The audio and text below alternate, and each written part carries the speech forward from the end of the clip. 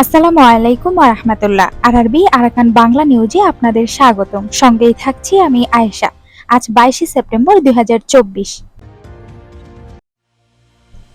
Myanmar থেকে মণিপুরে অনুপ্রবেশ 900 জঙ্গির দাবি ভারতের। মণিপুরে জাতি হিংসার নেপথ্যে বড়সড় ভূমিকা রয়েছে মিয়ানমার থেকে অনুপ্রবেশকারী জঙ্গিদের। দীর্ঘদিন ধরেই আশঙ্কা করছিলেন ভারতের প্রতিরক্ষা বিশেষজ্ঞরা।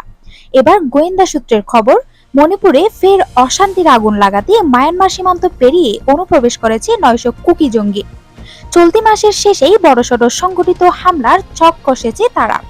গোয়েন্দা সূত্র বলছে, ইতিমধ্যেই ওই 900 কুকি জঙ্গি 30 জন করে দলে বিভক্ত হয়ে মণিপুরের বিভিন্ন প্রান্তে ছড়িয়ে পড়েছে। এরা প্রত্যেকে রীতিমতো প্রশিক্ষণ প্রাপ্ত, ড্রোনের মাধ্যমে হামলা চালাতে অভ্যস্ত। জঙ্গলে যুদ্ধ চালানোর পদ্ধতিও তাদের নখদর্পণে।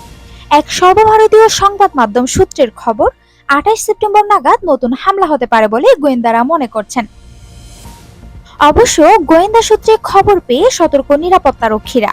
মণিপুরের নিরাপত্তার দায়িত্বে থাকা নিরাপত্তা উপদেষ্টা কুলদীপ সিং বলছেন, যতক্ষণ না আমরা নিশ্চিত হচ্ছি কোনো হামলা হবে না, ততক্ষণ পর্যন্ত গোয়েন্দা তথ্যকে 100% সত্যি ধরে নিয়ে প্রস্তুতি নেওয়া হচ্ছে।